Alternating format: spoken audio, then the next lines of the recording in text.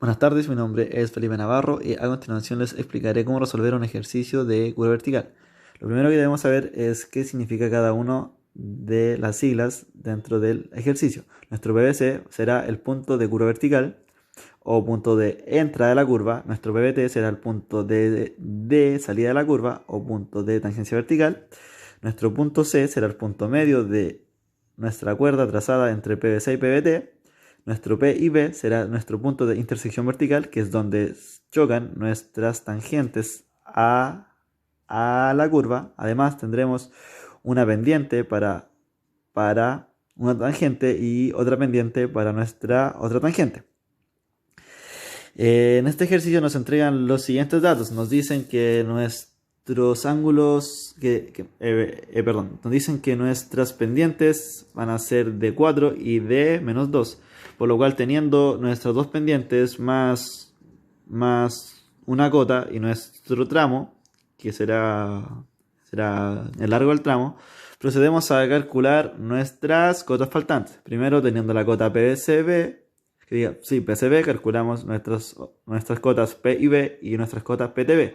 Luego pasamos a calcular la pendiente de nuestra cuerda trazada entre PCB y PTB.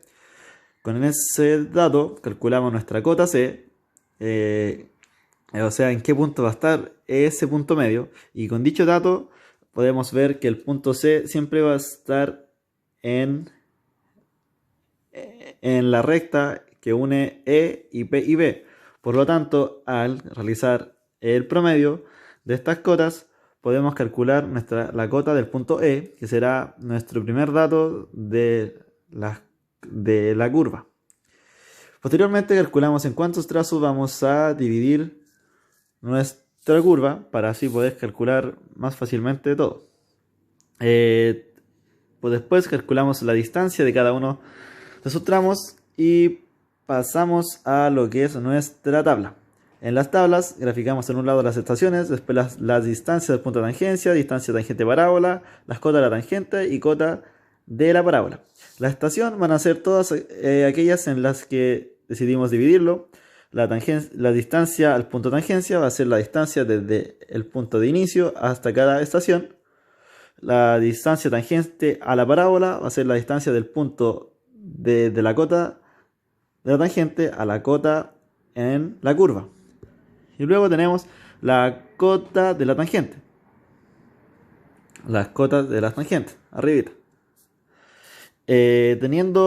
Una vez que busquemos las cotas de la tangente, solamente bastará restarle la distancia tangente parábola y obtendremos las cotas de la parábola, o mejor dicho, las cotas de nuestra curva. A continuación se muestra cómo se fue calculando todo. Primero se calculó la distancia P y B, que sería esa distancia. Luego, teniendo esa distancia, en base a esa fórmula calculamos las distancias entre la curva con la tangente. Teniendo esas distancias, calculamos la cota de las tangentes de acuerdo a nuestros tramos. Y como le dije anteriormente, al restar nuestros valores de distancia tangente y parábola, restárselo a las cotas de la tangente, obtenemos las cotas de la parábola. Todo este cálculo nos sirve para poder tener una imagen más representativa de lo que será nuestra curva, en donde además debemos realizar el cálculo de nuestra razón de cambio, lo cual nos indica a qué razón va cambiando nuestra pendiente al momento de ir avanzando en la curva. Junto con esto podemos determinar en qué estación se encontrará nuestro punto más alto de la curva. En este caso se encontrará en la estación número 5. Como aquí vemos, cuando lleguemos a la estación número 5 estaremos en el punto más alto de la curva. Y por último cabe destacar que es así como se encuentran los datos mencionados.